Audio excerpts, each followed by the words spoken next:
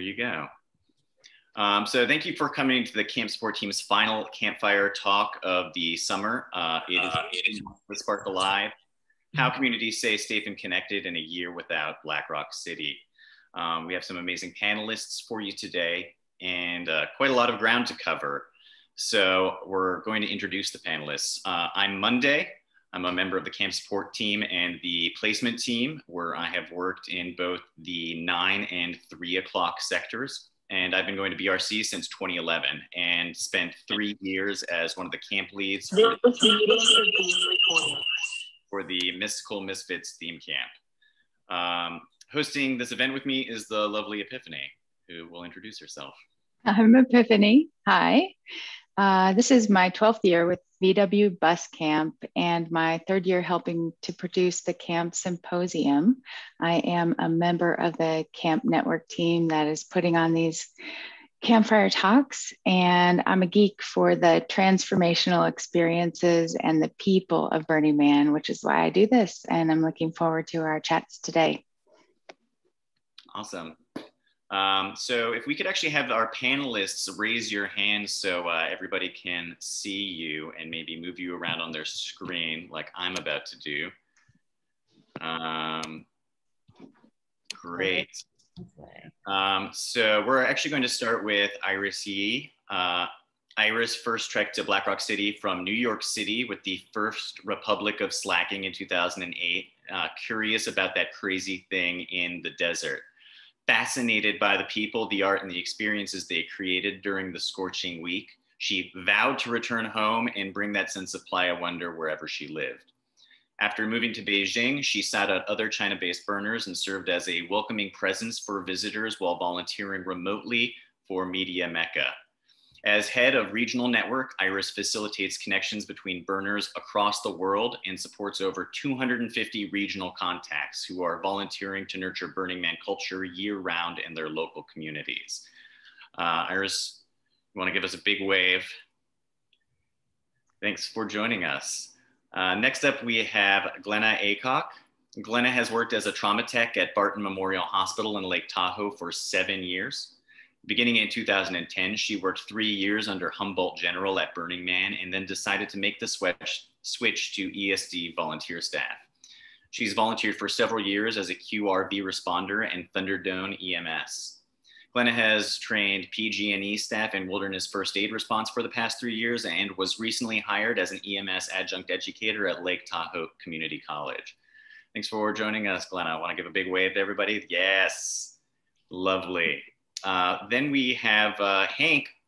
Hank Rogers has been to 11 of the last 13 burns. He is the founder of Camp Tetrion and now calls Camp Mystic his home. Want to give us a wave, Hank? In your lovely shirt. We also have Ed Stiles Stewart with us. Ed is a freestyle Burning Man emergency mechanic and is here representing Philly Camp East Coast. Thanks for joining us, Stiles. And also joining us today from Mill Valley, California is Josh Keppel, camp lead for Inflation Station and bike repair camp on Playa. Josh has been burning since 2002 and has been a theme camp lead since 2010, which is a long time to be a theme camp lead. Mazel tov. Keppel has helped a number of art projects like Peter Hudson's Homoboros, The Monkeys, Marco Cochran's Bliss Project, and Matisse Enzer's Flamethrower Shooting Gallery.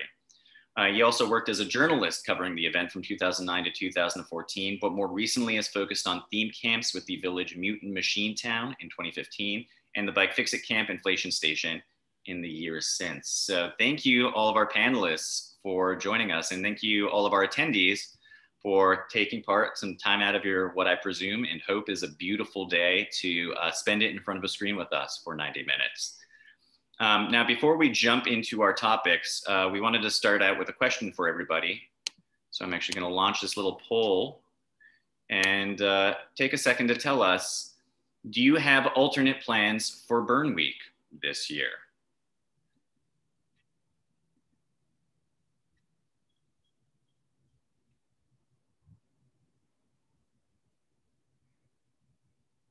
We have some abstainers. All right. right, just gonna take a few more seconds.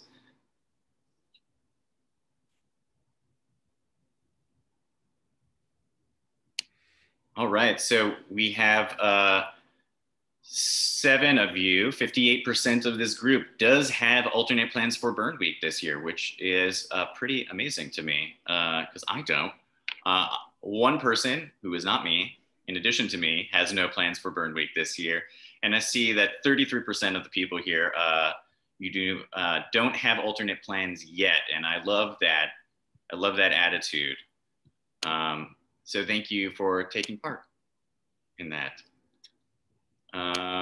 So now we're going to jump into our first topic, and I'm actually going to hand it off to Epiphany.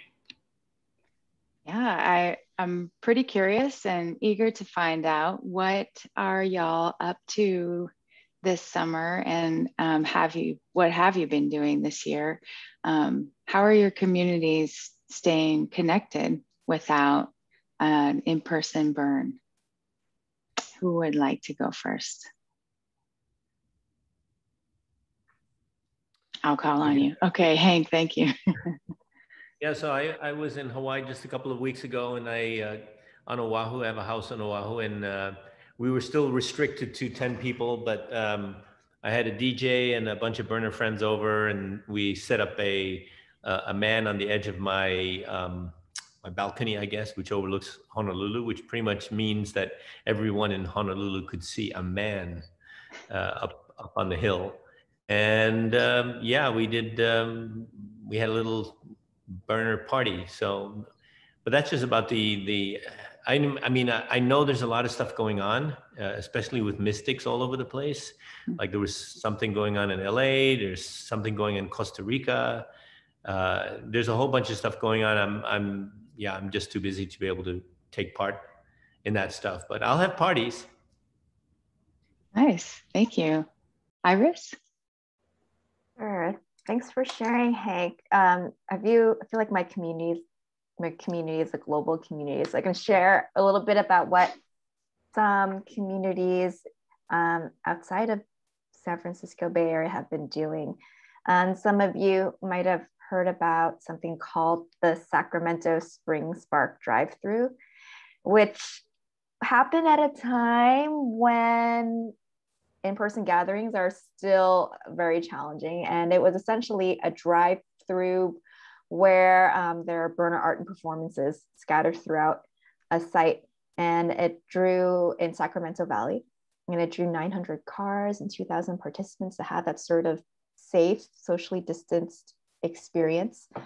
I know that in Argentina, a few months ago, they created something called Mission Veleta, which people use Instagram to post sort of like a Mission Impossible task, a wish they wanted someone in the community to do, and someone would take it on and adopt that wish, make it happen, and then share out about it on Instagram.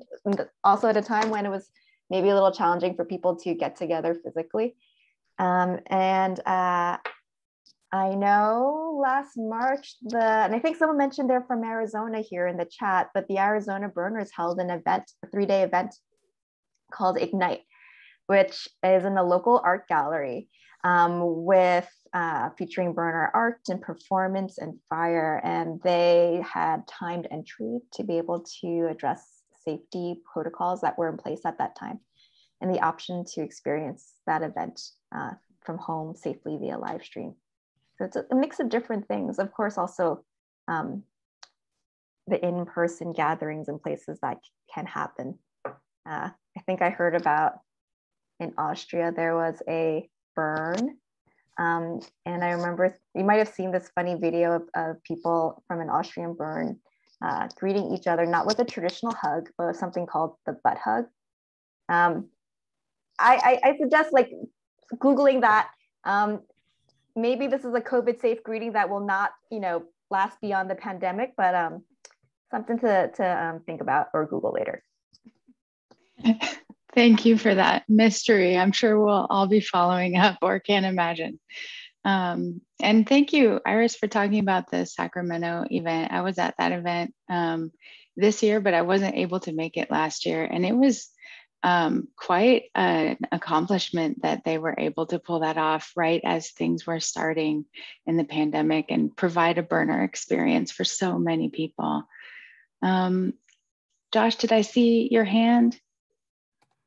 Yeah, I was going to say the first kind of in-person gathering I did with camp people and friends was Charlie Gattikin, a Burning Man artist who used to be with the Flaming Lotus Girls and has done many, many pieces at Burning Man, had a piece out at Golden Gate Park that was really perfect for COVID, I guess, because it was outside and you could kind of stand on either side of these light sculptures and you're, you know, distanced from each other.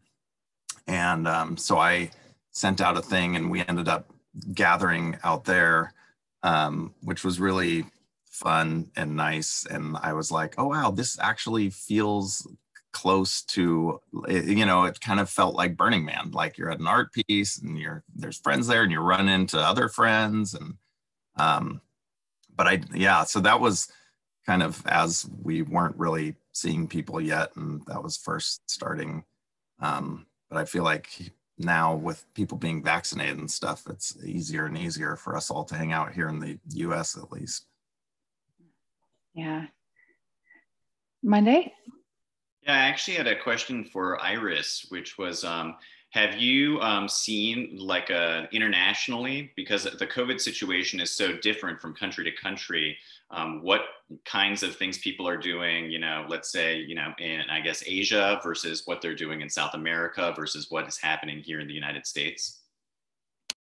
Great question. I sort of view like the 15 months of the pandemic as like we're all in different parts of our journey depending on like where we are in the world. Sometimes it's very different by country or very different by our states or provinces or whatever. But I don't see necessarily a pattern. I think I think people are because restrictions are different depending locally. I do think that people are trying to like ask themselves like, how do we connect and how do we stay engaged? And I don't see a pattern depending on which countries. I do see there is a little bit of pattern and longing for being together in person. And I can share that at least from the Burning Man regional event world, there are some events, if they're moving forward in 2021, they are considering moving what is normally April, May, June, July, sort of spring or early summer timeline for their regional burn to what is September, October, November timeline, which is sort of like, you know, decompression season if there was a Black Rock City, but there's nothing to decompress from. Thinking about being able to create that container or platform for that gathering. And that's mostly for events that are in the United States, where things are sort of in some states are getting better. We're noticing that too with the camp support team, that same pattern, and we're really hoping that we can have our next camp symposium in person. So we'll see if we can pull that off. Okay, I'll move on to our next. Oh, Glenna, go ahead. Please tell us about staying connected. So I work in the emergency room, so I have actually intentionally distanced myself quite a bit from people because I do get exposed to positive people quite a bit, and I want to have a positive message, but I am dipping my toes in the water and going to 4th of July, which I have done several times in the past, and I've heard a few of my friends be hesitant because they are concerned about the restrictions that BLM is putting down, or the rumored restrictions that BLM will be putting down. And I have chosen that to go out there pretty mellow, not take a lot of things with me, and just see what everyone else is up to and kind of go from there and promote getting back together with people. Nice, thank you. All right, so I'll move on to our next question. What are some of the challenges you and your community are facing in planning or getting together after so long without Black Rock City? Anything coming up?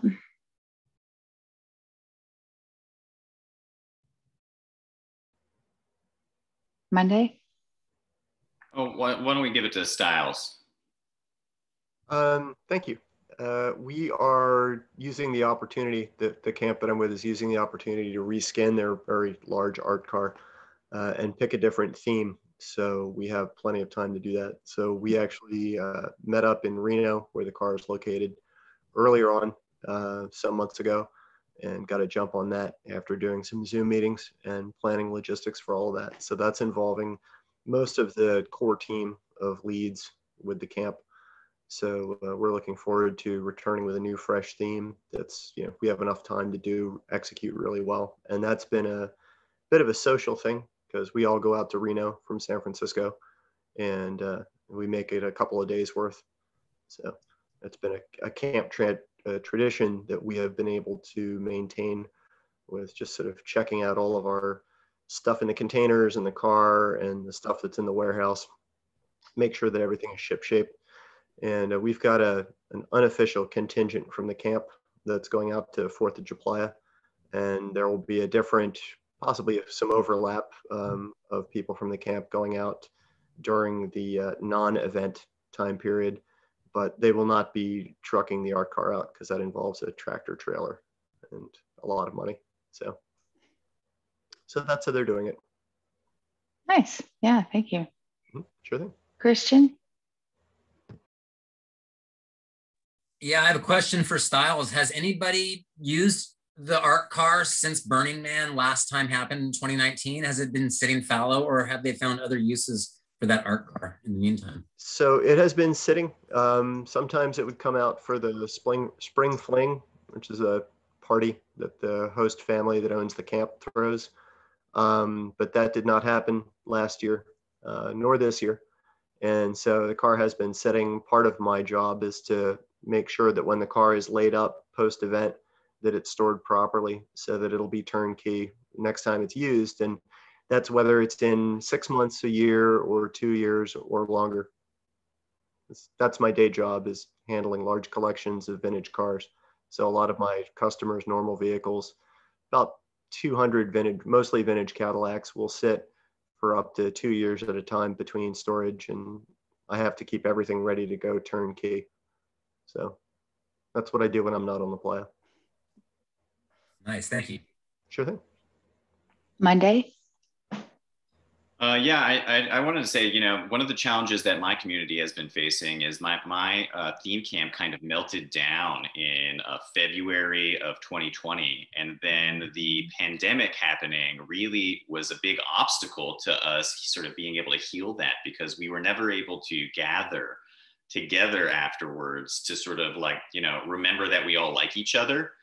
And that has been a thing that I think just even moving forward, that is going to be a challenge for us. And I imagine there are other camps that sort of are in similar situations where, shit hits the fan in whatever way that it does. And the in-person stuff, I think, is so important to being able to heal and recover, and not having that option for forever, is a real obstacle for at least my theme camp community. So that's a challenge that I don't know how we're going to face moving forward. We have quite a bit of time until the next time we're in Black Rock City together, but that how we're going to get there is something that I think about a lot, and because I think it's presented a whole new unique set of challenges that I think if we had the ability to go to a regional together, build stuff together, that we would have been able to resolve. And having all this time apart or being only able to meet virtually makes that a lot more difficult. So that's one of the challenges that we've been facing, at least in my community. Thanks, Monday. Iris? Yeah, Monday, I'm glad you brought that up, because one of the challenges I see, at least in some regional communities, is in the absence of having the opportunity to physically collaborate on whether it's creating a theme camp or creating a collaborative art project or a mutant vehicle or a regional event, there's a lot of our communication is like sort of channeled through whether it's Zoom like this or on social media and Facebook, which sometimes is not the healthiest environment for complex discussions. And I've seen some sort of like just very sad things happen in some community forums. And for me, I think one of the challenges is how, when we do get together and we are being in that space of creating a theme camp or art or a regional event, having had that sort of those 15 months of maybe some really tense like community discussions that are really complex and challenging about a range of topics, how do we find our way to be able to collaborate and sort of meet in the middle, this whatever our differences are, based because it's been filtered through that sort of like communication medium such as Facebook, which isn't necessarily the healthiest medium as far as for complex discussions. Yeah. So what solutions have you found are the best, or are you hearing? I think we're still in the state of solution finding, and I mean, what I've seen in some regional Facebook groups when chatter and discussion has gotten really tense, the administrators and managers will deliberately sort of like what they call like put things on ice. They'll say, okay, for a 2-week period, there's not going to be any new posts. We're just going to let people sort of chill out and sort of like take a break from this heated discussion, and then we'll like give everyone the opportunity to post again, just as a way of like a reset, or give people time, forced time to reflect and step away. Nice. What about our other panelists? Have you found particularly great solutions for staying connected or moderating those conversations? I know with virtual events, the Rangers have formed the virtual event support team vest, which you can find on the Burning Man website, which basically applies the Ranger principles to virtual events. So if you're hosting one, that might be something to check out. Styles, did I see? Oh, no, okay. Sorry, I was checking through the notes in the chat area. Okay. We're all pretty much based in San Francisco, so connectivity is not that big of a deal because we can catch up with each other in real life with a fairly minimal amount of planning. When I lived on the East Coast and I was doing East Coast activities, we had people all over the place.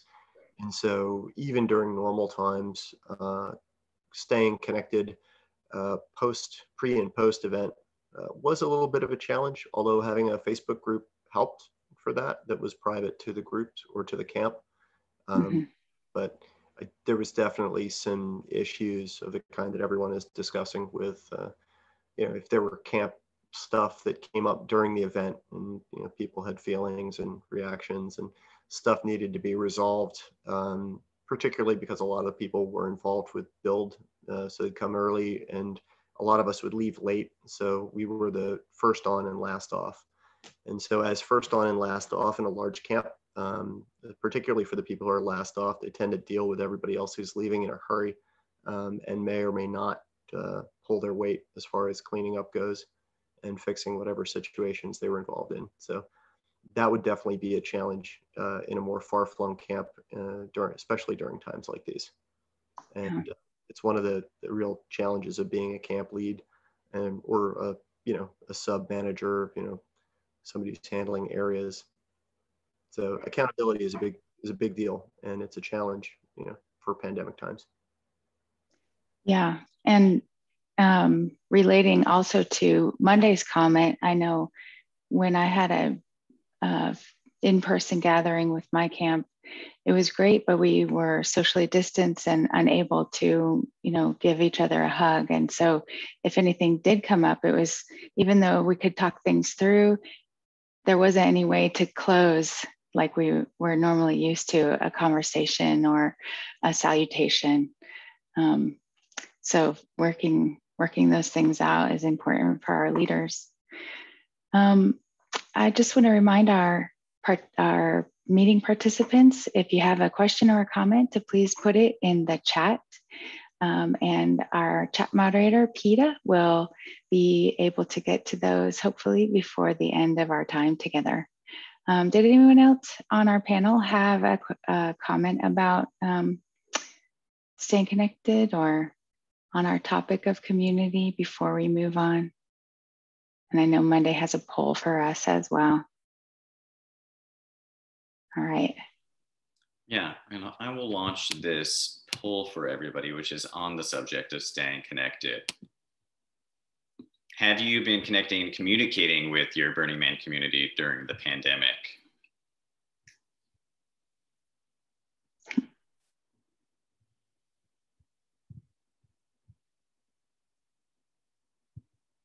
I know some of us have been just focusing on other things, and some of us went directly to our people, our burner friends and our burner community. Yeah, well, everyone has voted. Let me share the results with you, where it's at 50-50 between frequently and infrequently, which makes sense to me because it's been hard and we've all been doing it all in our own way. Mm-hmm. So we're going to move on to the next subject, which is safety, because this is a big thing to keep in mind because the pandemic is not over, though I know maybe we all wish it was and feel like it is in many places. But not just that, just in the act of getting together, if you're going to go do a camp out, if you're going to do a build, what are things to remember to keep safe? Because I don't know about you, but it's been a long time since I've had to use a table saw, since I've had to bring all my own water for a week, for any of those things. So for our panelists, outside of regular radical self-reliance, if camps and communities are gathering this summer and fall, what do they need to know to stay safe? What are some of your tips for people? Siles. So because I do vehicles and the issues that go with vehicles at Burning Man, like generators and things like that, we have a beginning camp safety meeting, which is something that I would recommend to anybody. And you write it up ahead of time, print it out so that everyone gets a copy, and make a checklist. So the common stuff that we do is fire extinguishers, where they are, how to use them, art car issues, like making sure that people are not getting on or off the car while it moves, generator safety issues, like not running a generator right next to somebody with a car who's sleeping, keeping exhaust away from people in tents so that nobody dies of CO poisoning, making sure that every RV has a working smoke detector and CO detector, things of that matter. And I would add that since we have a big audience, Kitty Fire Extinguisher Company had a really big recall of millions and millions of fire extinguishers that they made all the way back to the 1980s. I have returned for replacement about 140 individual fire extinguishers from my camp, my parents, all of my clients' houses, everywhere where I go, I see these recalled fire extinguishers. They're recalled because if you pull the pin and you try to use them, they don't work. So I would emphasize to everybody watching, look in your RV, look in your home, look on your art car, look in your camp, look for anything. And it's not just manufactured by Kitty. It was under about 20 different brands. So Google search Kitty Fire Extinguisher recall and look at every fire extinguisher that you've ever bought in the last 40 years. You'll probably find a few, and they will be replaced for free. Thank you, Styles. As soon as this is over, I'm going to go check the fire extinguisher that's under my sink in my kitchen. So I appreciate that. Glenna, what tips did you have for us?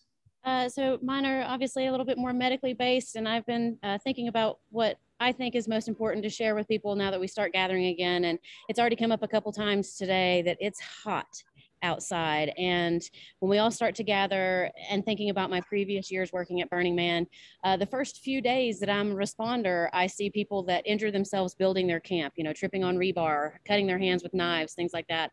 But as time goes on, I start to see more dehydration patients and heat exhaustion and heat stroke patients. And not that it's necessary for everyone in camp to memorize the physiology behind dehydration, heat exhaustion, and heat stroke, but it is important to kind of keep a tab on ourselves and also each other and know what the dangerous signs are, and to be able to tell them from, you know, someone just being altered because they've been having a good time. And, you know, one of the easiest ways that you can keep track on yourself and your own dehydration levels is to just look at the color of your pee. And it sounds kind of silly, you know, but it really is true. It holds true that if you're, you know, if it looks like apple juice, you're not drinking enough water, and you should stop drinking Trulies for a little bit and make the switch, you know. And it's never really normal to feel dizzy and for people to pass out and not be able to be roused. And if their skin is also very hot and dry, once you get to that level that you're not sweating anymore,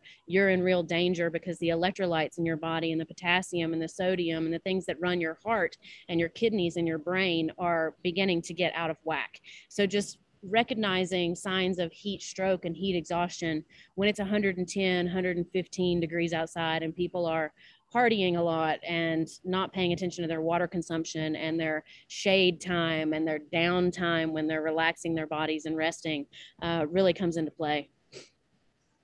Yeah, Glenna, when you mentioned that, because I think one of the things that's hard for people to grok, and for myself included, because this has happened to me out on Playa, despite the many, many years I've been going, is like when I'm drinking a bunch of beers and I feel pretty good while I'm building stuff, how do we get each other? How do we hold each other accountable to staying hydrated? Because beer is not water. Right. I actually, my personal thing that I do when I'm out in bars is I take water shots. Like, I specifically ask the bartender to give me a highball of water with no ice, and I chug a water shot back, like, you know, every other drink. Or, you know, I drink 2 drinks and then I have a big fat water shot, and I make sure that I make it a integral part of my evening without having to think about it. And if you put it into kind of a fun way of doing it like that, hey, round of water shots for everybody, then you can kind of take care of your friends as well by everybody taking a water shot and toasting to it, you know. So it gets creative. Yeah, you just don't want to end up, you know, you don't want to end up in a medical situation, especially because, and I think this is kind of a lead in to the next question is, you know, there's not going to be medical at most of these things that are happening, right? Because they're impromptu, they're camp gatherings. One of the nice things about Black Rock City is that there is a fully functioning medical service there, right? In case something happens. So what should people keep in mind, or what do they need to bring in addition to their regular first aid kit with them to, you know, in case of somebody having a real bad time?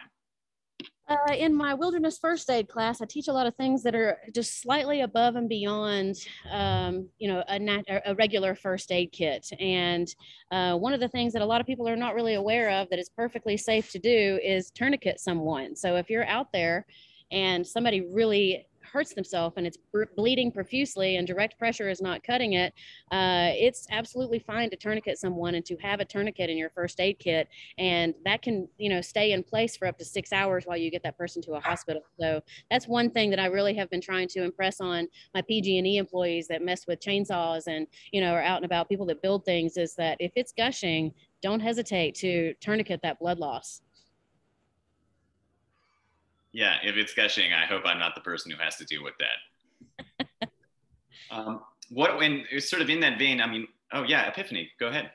Oh, I just wanted to ask Glenna about COVID safety, if there are things that we should be planning around from your perspective. You had made some comments before the show that got me curious about what you might have to say. Right. The efficacy of the Johnson & Johnson vaccine specifically is not as high as the efficacy has been for the other 2 United States vaccines, at least. So it's kind of scary to me that people have this false sense of security that we, especially in California, we set this deadline that, you know, June 15th, everything is opening up, COVID's over, and we're all going out and basically having no safety at all anymore. So hand washing has been, even before COVID and even after COVID, the number one preventative thing. Like, I probably wash my hands, you know, 15, 20 times a day easily. And that's when I'm not on the clock. So if you are coming in contact with things, you know, that a lot of other people touch, sanitizer, hand washing is your number one defense. And then, like I said, I will continue to carry a mask. And if someone is particularly juicy, you know, there's been a lot of politics around the mask thing, but I am a true believer in a barrier device protecting me from things that I don't want to get involved in, and vice versa. So if someone's unwilling to wear a mask, that doesn't prevent me from wearing a mask with strangers. And then as I get into my more intimate social bubbles and social circles, choosing that I can take them off and interact with people. But I'm not going to stop wearing a mask for now. And it's definitely a situational specific thing for me. Yeah, I think of the mask thing as kind of just like a sex thing. Like, I wouldn't go out and just have unprotected sex with a bunch of people in public, and much in the same way, if I'm with a bunch of strangers, I might as well be wearing a mask, because I don't know where those people have been and what they've been doing. Right. I joke around in my CPR class when I'm teaching CPR, when I'm trying to explain that compression only CPR can be just as good. The way that I put it to these PG&E employees to really sink it through is, the only time I put my mouth on somebody I don't know is if I'm drunk. So I suggest you hold to that too, and don't put your mouth on somebody that you don't know, because right now there's a lot of things that can go wrong. So that kind of holds true to everything for me right now. Well, thank you. And maybe some of the other panelists can speak from experience, but as well as you, Glenna, what are some of the common injuries that people can expect as they start getting together for these impromptu gatherings, these campouts, these builds? If anyone else wants to take some time to say what they've seen, I don't want to hog the limelight. I'll just add that if your people are doing anything with zip ties, if you're cutting any zip ties, please be sure to explain to everyone that you cut away from your body and that there's no one else within arm's length of them, because we have had people in my camp grievously injure themselves or others while cutting zip ties. And then they, especially in Black Rock City, it's fine because you can go get stitched up, you can get patched up. But if you're out in the middle of the desert with your buds and you are 3 hours from the nearest emergency room and everybody is shit-faced, that's going to be a lot harder to deal with. So just something to keep in mind. Yeah, Hank. I always carry a little clipper, a zip tie clipper. So, I mean, it's a tiny little tool. And basically, if you're trying to, you know, clean up a zip tie you've just done, it cuts it flush. But it's this big, and you know, I do like 10 times more zip tie cutting than anybody else at camp when we're doing the strike. So I carry that thing, and I don't suggest anybody try to cut a zip tie with a knife. It doesn't make any sense, because you're also going to destroy something nearby. You know, if you're cutting away from you, you're going into something, or there's wiring or whatever.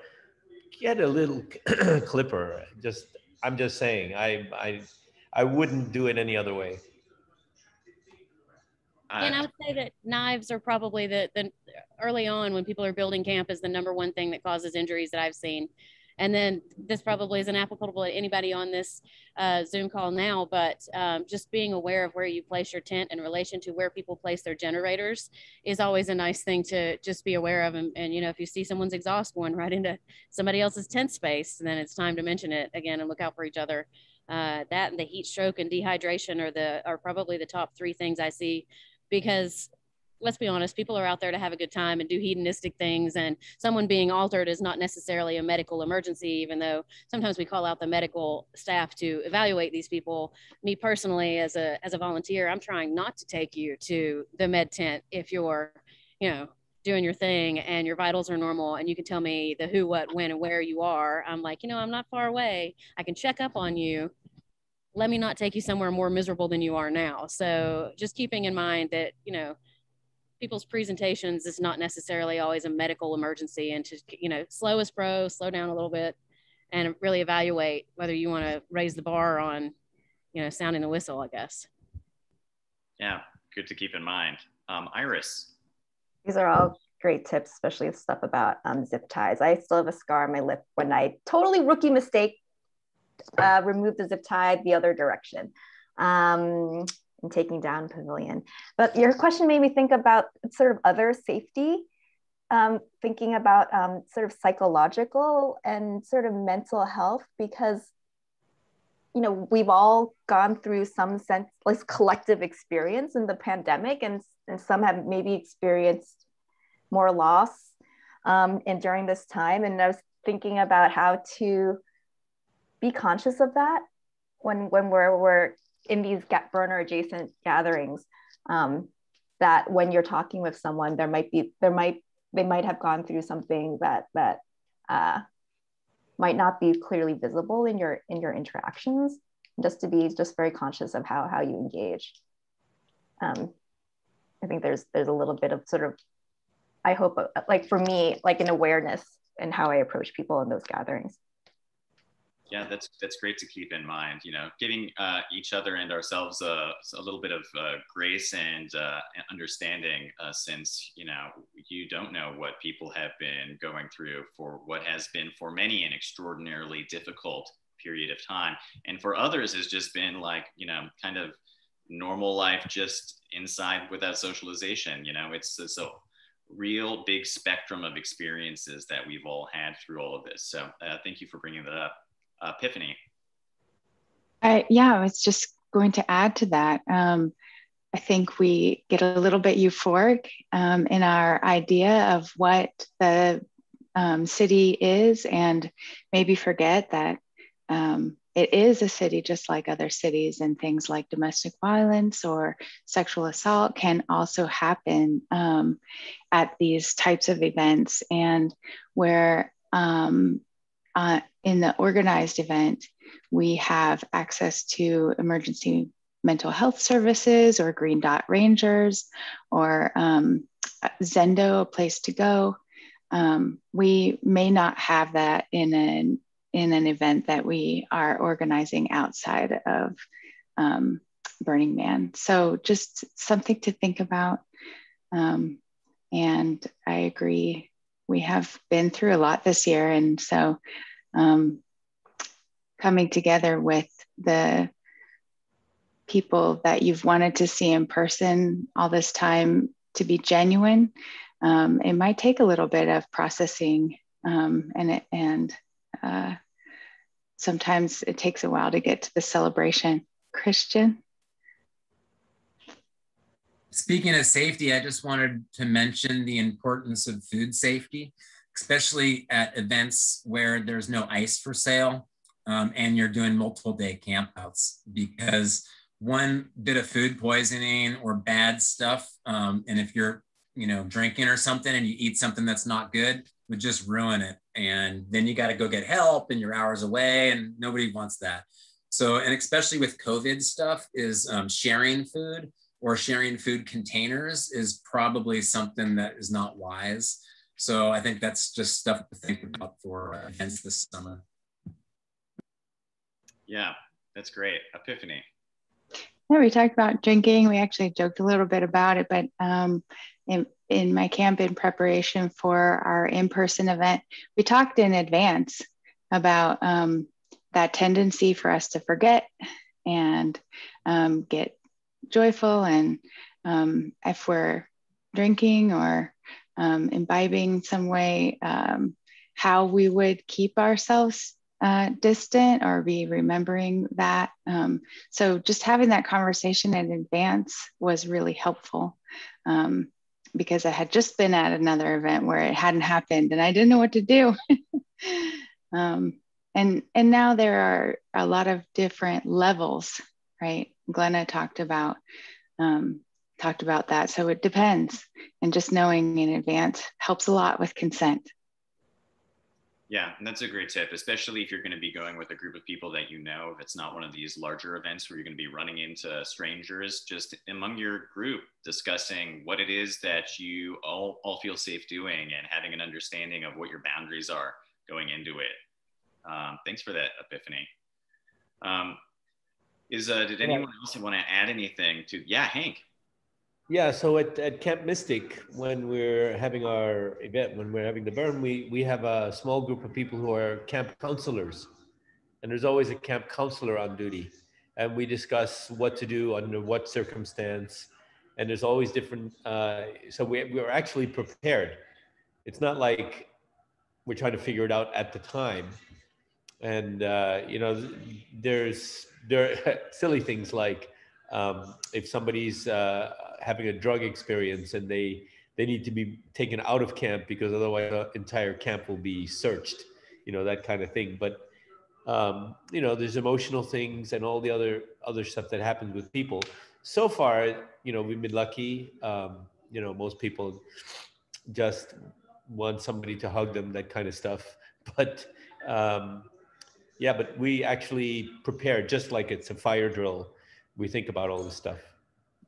Yeah, that's great. And I think it's also important to remember that, you know, for instance, like having a conversation, if you're going to one of these events with your camp, you know, going over the, you know, the Bureau of Erotic Discourse sort of guidelines and rules for how do we create a safe space that's not just physically safe, but is like emotionally safe, where people feel safe.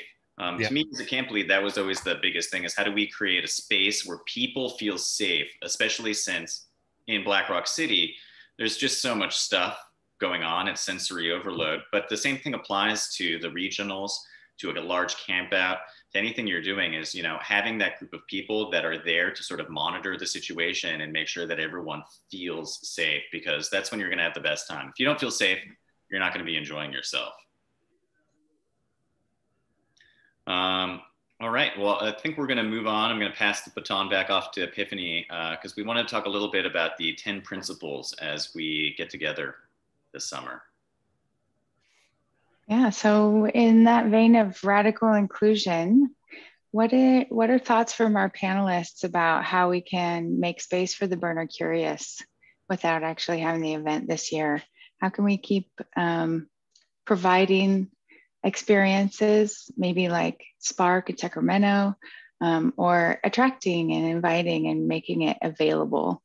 Who would like to go first?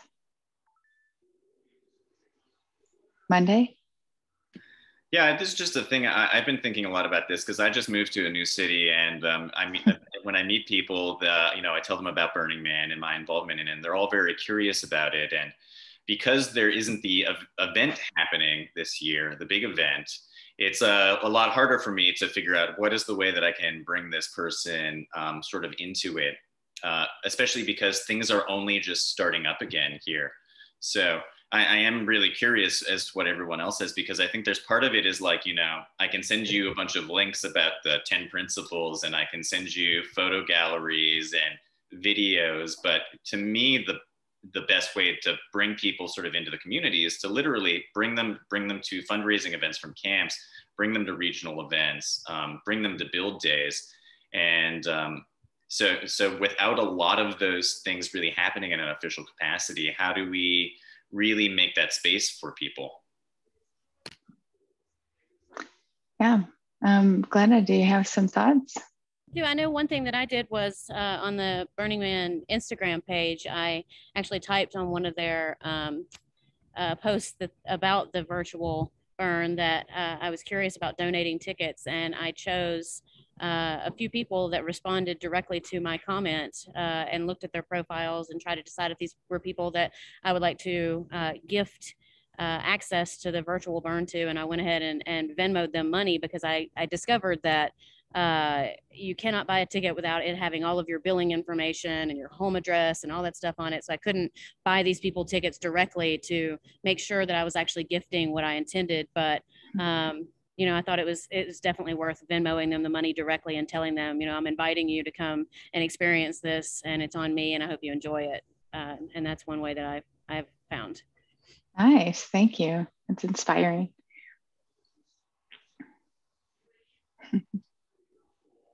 Hank.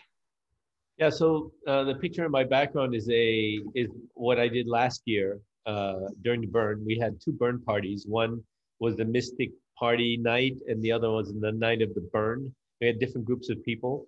Those are helium-filled balloons, a screen which had like Burning Man videos playing, a little man, which I had for the entire week, and then there was a little fire going somewhere, and I've got some pictures with the with the fire in the front and the man in the back. Anyway, it was my chance to bring in a lot of people who haven't burned before, and get them all dressed up and give them a little bit of the feeling without actually going to the burn. So and I plan to do this again this year. I've got it all figured out, so to speak. So it's an off burn, little tiny. Well, okay, so we were limited last year to 10 people. And in fact, the police showed up at some point. and what are you guys doing? And I said, and I explained it, and then they basically said, okay, carry on. So it was funny because I don't know who called the police, but somebody did, and we were totally not out of hand. In fact, we were socially distant. We had the chairs all spread out, and the music was going, but it wasn't too loud. We followed all the rules. This year, I think we're not going to be limited to the number of people, so we'll see what's going to happen this year.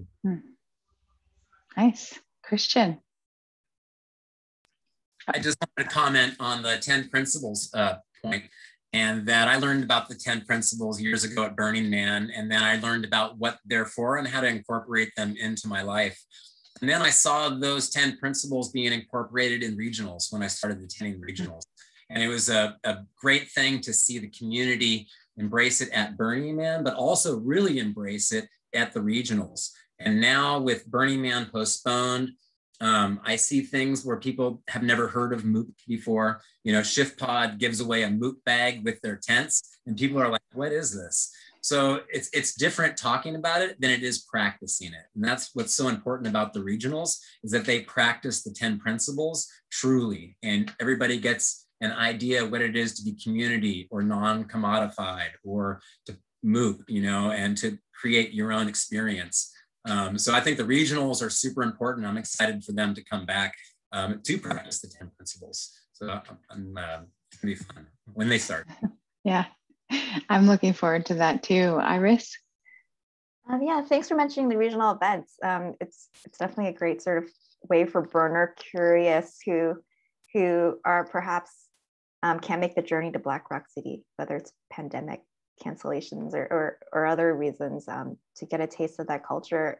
And and the virtual burn, I also feel, is a great way for the burner curious to also get a sense of what the culture is. And what I've heard from the virtual burn team is many of the participants who came to the virtual burn last year were new.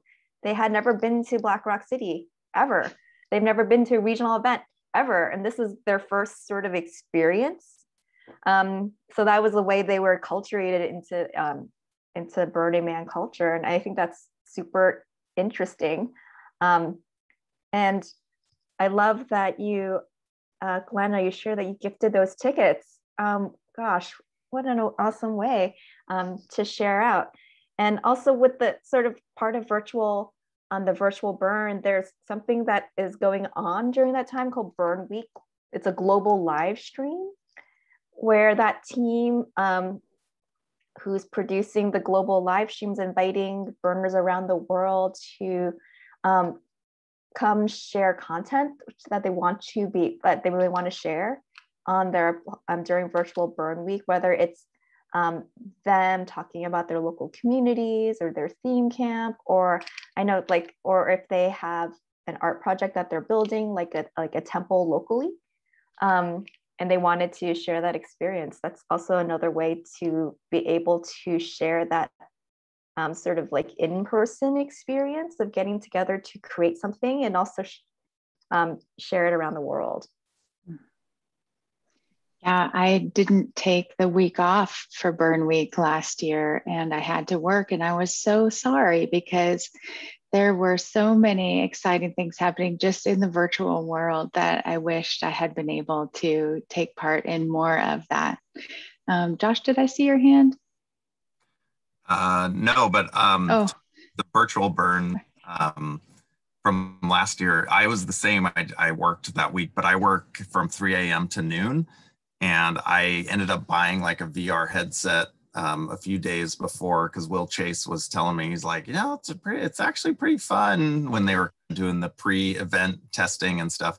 And it really, I had so much fun, and I could take little breaks from work for like 30 or 40 minutes or whatever and put my headset on and end up hanging out with a bunch of like Europeans and Australians because, like 4 a.m. or whatever, they're up and Americans weren't. But it was really fun, and I would totally recommend it for anyone that didn't participate at all last year. I had a lot of very authentic Burning Man moments that week. And it was kind of fun to dip in for like 30 or 40 minutes and have super fun, meet a stranger, go hang out, do stuff, and then go back to work and be like, oh, wow, this is actually kind of cool. Like, what a fun little work break. I went to Burning Man for a half hour. So yeah, I'm really happy that is going to happen again. And I think it's cool that so many people who'd never been to Burning Man experienced it that way. And of course, it's not like actual Burning Man, but it just really did get to broaden the reach of Burning Man all over the world. yeah. Thank you. Monday? Yeah, this is sort of a question for all of our panelists, but sort of Iris in particular. But how would you recommend that we help the burner curious along in their journey this year? What are things that we can do to help bring them in other than sending them to the virtual burn or sending them videos and links? What are the different ways that we can sort of try to incorporate them or educate them about the culture? Yeah, I think you hit the nail on the head about links and photos. Only it gives you like maybe a one-dimensional sense of what the culture is like. There is, for those who want to dive in, and yes, it's another link, but there is a guide, like a Burning 365 guide, that our communications team in collaboration with many departments put together to be able to sort of share, like, how can you, I feel like Burning Man isn't necessarily limited to Black Rock City. It's clear from like all the people here. And it's an invitation to sort of like, invitation to not have what I think is like maybe a FOMO experience, that you can make Burning Man happen wherever you are now, all around you. So that guide is great. For people who are curious about the regional event world, you can take a look at the regionals.burningman.org page for events in the United States. Many of them are not like the official sanctioned events aren't happening right now.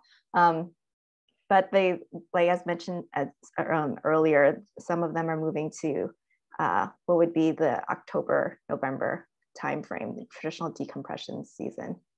But yeah, I think it's worth checking out both of those things. And also like everyone here is like a burner ambassador of the culture in some way, like whether you intentionally create gatherings on the beach or like gifting tickets. I think that even if you may not realize it, but you're creating space for having those conversations and interactions about what Burning Man culture could be like. Yeah, definitely. Thank you. Monday? Yeah, I that's great. And thank you for reminding us that we're all ambassadors to the Burning Man culture, because I had honestly forgotten that, even though I'm a year-round volunteer for the organization. I forget that sometimes that I am an ambassador, but it does make me feel better about all of the conversations I have with all of the people I meet here, where I talk about it and talk about what are the 10 principles, what are the things I love about it, the community, the art, the sense of play and joy. The things that I think people are really looking for and what draws people into the community from the beginning. So thanks for that reminder, and the reminder for everybody here if you had, like me, perhaps forgotten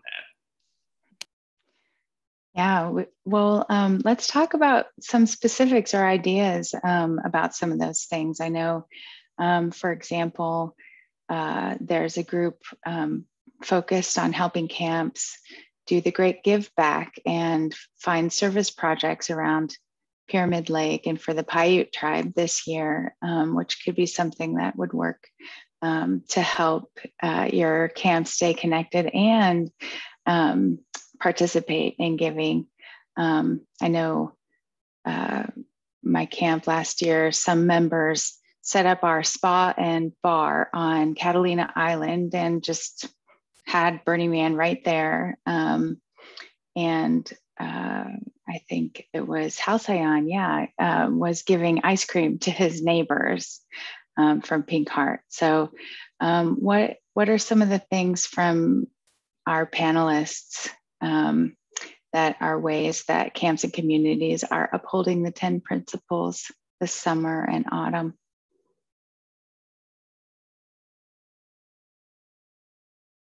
Or things you've heard about?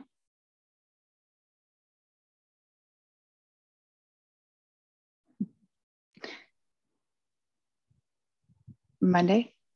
Yeah, you know, this is not a thing that I currently have planned, but it is a thing I've done in the past is back when I lived in Los Angeles was Burners for Beaches, which was a beach cleanup that was promoted on the local Burning Man Facebook groups. But I live in Texas now. Don't mess with Texas is our whole thing. And, you know, I think maybe that is something that I could do here to bring in people from outside the community and also bring together people in the community is doing a cleanup in all of the green space here is going out with some garbage pickers and some bags and just making the world a little more beautiful.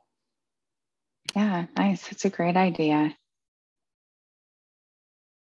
And in Sacramento, we have Moop Your City. So an organized cleanup, same thing.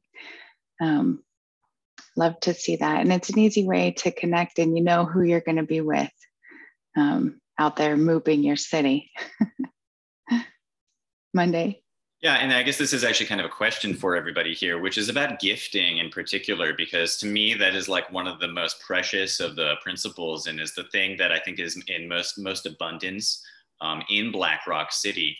But, you know, now that we're all sort of existing in the real world, what are different ways that we can perhaps bring gifting into our communities or ways that you're bringing gifting into your community?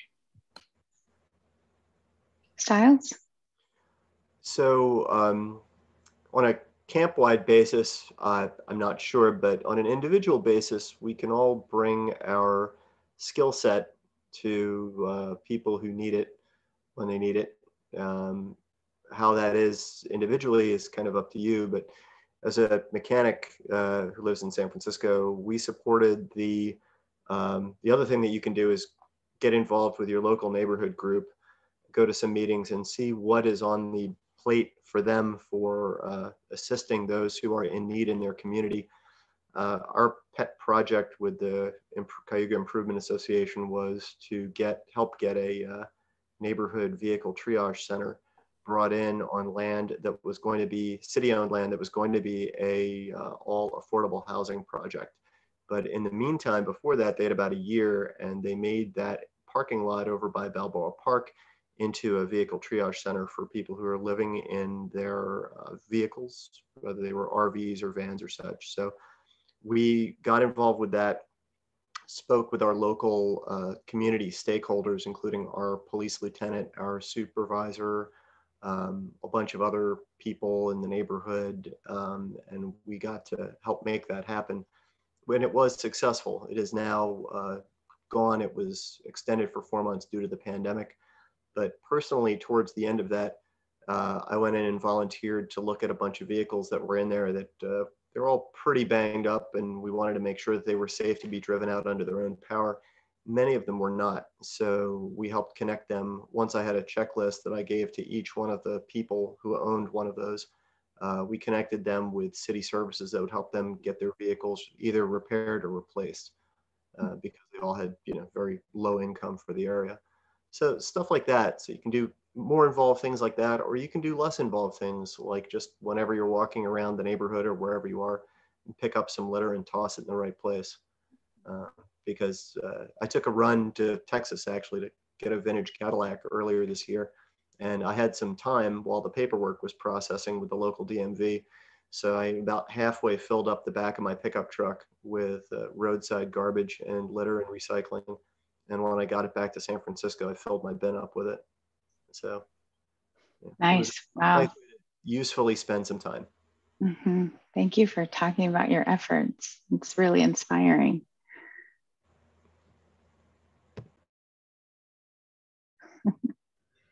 Kevin has a question. I was just saying, for our crew, we obviously, like everybody else, are fans of big art. We like art. So I'm in Vancouver, Canada, and our regional is Burn in the Forest. And so I help run sound for one of the daytime dance camps up there. So our crew decided that in light of, since we can't get together this year, we would make a big art piece. And we've never made a big art piece. We don't know what we're doing. We have no idea. So we did we just sort of created something we thought we could do. It's a world with a baby in it, and it lights up, and you spin a crank, and it spins around. So we spent some weekends putting this thing together. Then we parked it in an art school, and we're gonna go burn it out in the forest a couple of weeks. But we just thought, we missed the art. That's something fun we can do. So we bumbled our way together in a bunch of wood and fucked some shit up and made this big thing. And now we're gonna go light it on fire, which is kind of the jam. So we figured that would be a way to give back. Exciting. Nice. Thank you. What about some other principles? I know I live in an area that doesn't have a very high rate of vaccination against COVID. And so I'm just letting people know, as part of what I think is my civic responsibility, that I have been vaccinated and where you can get them. Anybody else on our panel? Oh, Monday, yeah. Yeah, I'll add to that is that as I've been making some friends here in my new town, a lot of them are unvaccinated, and there's a lot of hesitancy just due to misinformation. Mm-hmm. And so just being open to them and explaining that I haven't, grown any additional toes, that, I exercise really regularly, that it hasn't affected my ability to do any of the things that I do. And just that I'm not afraid anymore, I think, in the way that they still are, right? There is that level of low-key anxiety, even if you're not getting vaccinated because you're afraid of it, is trying to explain to people that it is a safe thing to do. And it's actually been great because one of my new friends here actually then subsequently got vaccinated. So I'm like pretty stoked for her. It seems like I did my little part to make the world a little bit safer. Nice. It's reinforcing when you know, but you might have also influenced someone that you don't know what the outcome was. So good on you. Yeah. Anybody else on our panel? Yeah, Monday. I'll just add, I think radical acceptance is a big one. And I think one that sometimes we can struggle with because it is difficult. But I think just being open to people, and to people who have a different perspective on the world than you do. That's one of the things to me that makes the Burning Man community so wonderful, is that you can find all sorts of people in it. And I know sometimes we strongly disagree with all sorts of people, but that's the beauty, is that we all have this thing that brings us together and allows us to experience these different points of view. And, as we all come out from our little bubbles that we've been in for so long, which have maybe been a little bit self-reinforcing in a lot of ways, to leave some space open in your heart for people who are coming at the world from a completely different space than you, from a completely different point of view. Yeah, thank you for that. Radical inclusion has definitely lit our country and our world on fire in the last year. And I'll mention that on Hive, which anyone with a burner profile can access, there are some fantastic mini courses about radical inclusion, diversity, and equity, if anyone is interested. Hank? Yeah, I was just gonna say that the next burn or whatever, I'm creating a wearable. It's gonna say something like this: "Hug me, I'm vaccinated," And I think that's how we should be able to, because, a burn without hugs is kind of not a burn. And then, like, if you don't know who you can or cannot hug, then that it becomes a problem.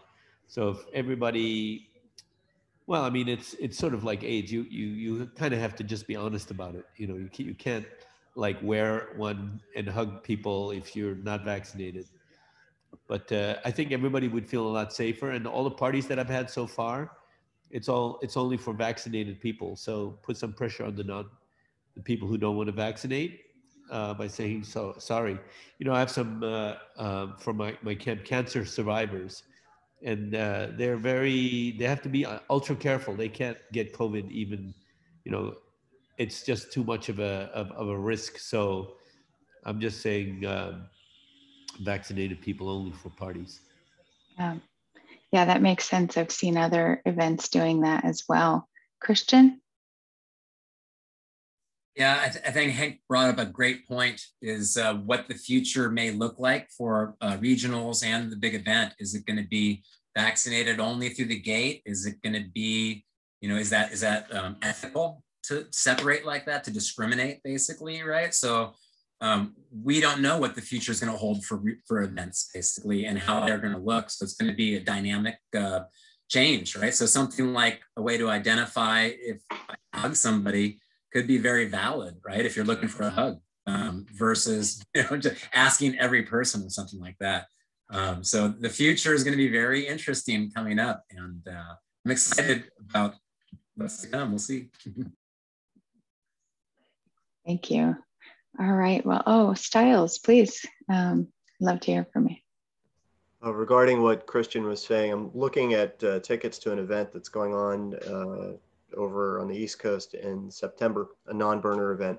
And they're saying that when you arrive, not only you, but everyone in your car that you travel with has to present either proof of vaccination, you have to pass a rapid PCR test at your own expense, and you get the COVID test. So when everyone in the car that you drove up in does not pass that, then everyone in the car gets sent home and there's no refunds. So they're very clear about that on the ticket buying page. So it's an interesting way to approach it. Yeah, strict. Monday? I'll just add to that. If you, for the people in the state of California who have been vaccinated in the state of California, you can actually get a digital record through the state. You put in your name and your date of birth, and it will send you a link to download a digital record, which you can then keep on your phone, which I have. So that for any of these things moving forward, if you don't want to carry your card around with you or you've lost it, you have an alternate way to verify your vaccination. Which is something to keep in mind. Thanks, I didn't know that. Okay, so Peta, I'm wondering if you have seen any questions or particularly interesting comments that have come through the chat that you could share with us. Yes. One question is anyone setting specific COVID rules for their gatherings before the event happens? I think we've heard about what some other groups, for example, what we just heard for this bigger event, yeah, just giving opportunities to let us know if you have actually like a checklist for people or what you're doing regarding specific COVID rules.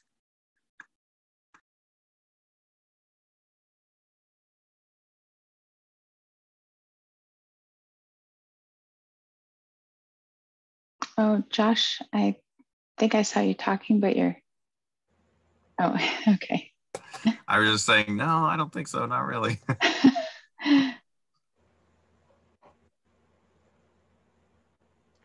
Iris? I was just going to add that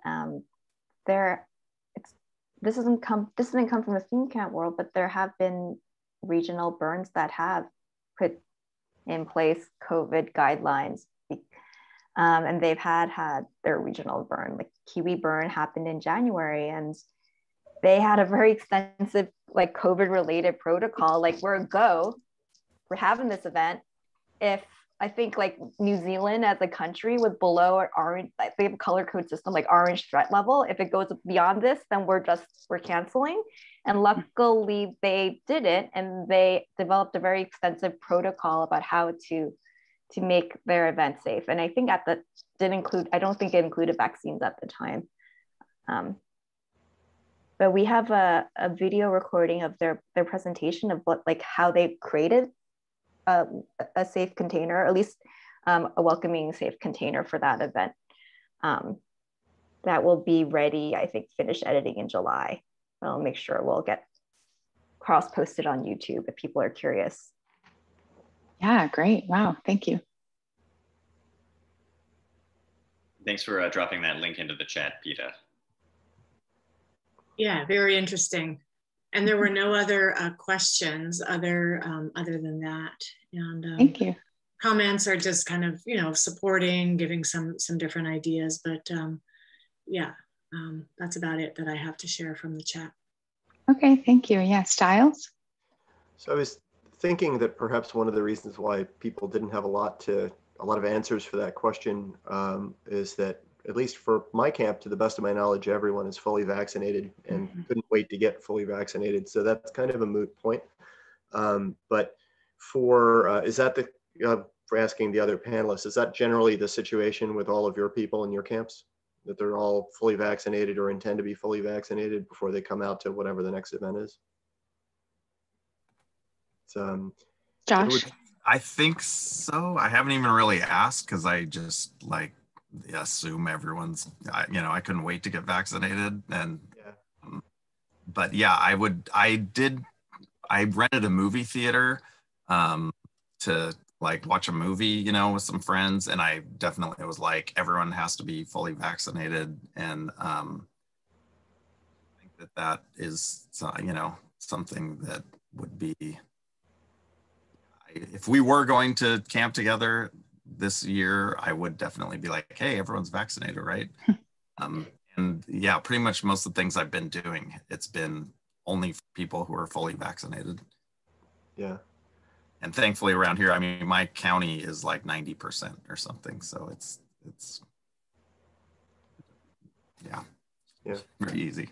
We're the same way. I would be curious to see for camps that are coming out of areas that have a lot of vaccination resistance and would have unvaccinated members. I would be curious to see what measures they would be taking or thinking of taking, not just for this year with the unofficial event, but also for next year with the official event.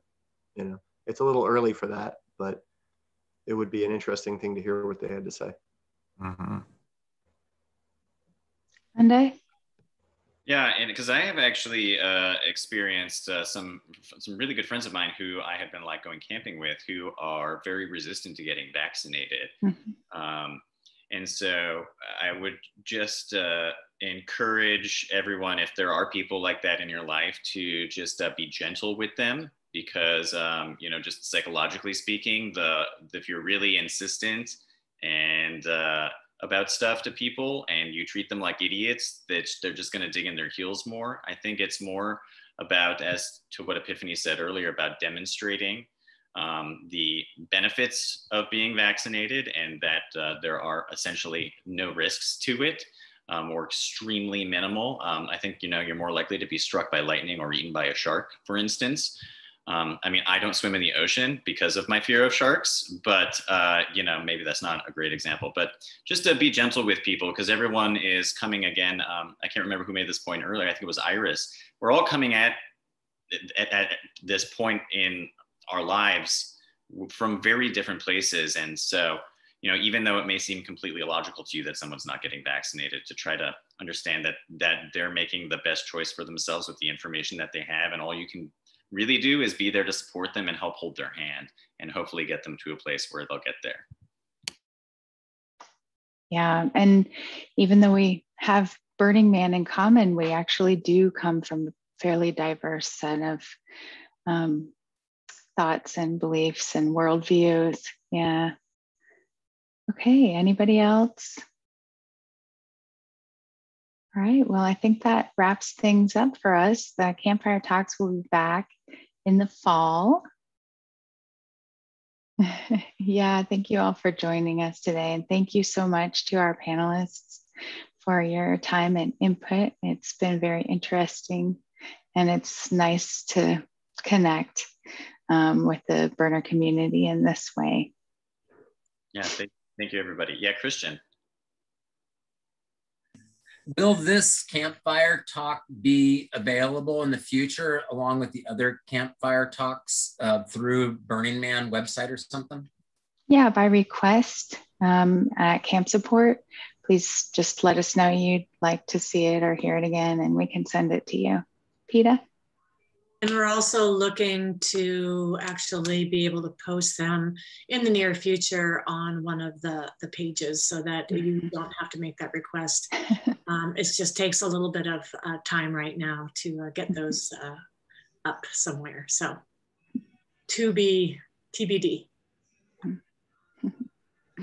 All right. Thank you all. Have a great Saturday. Enjoy your day, everybody. Yeah. Hey, thank you, everybody. Bye.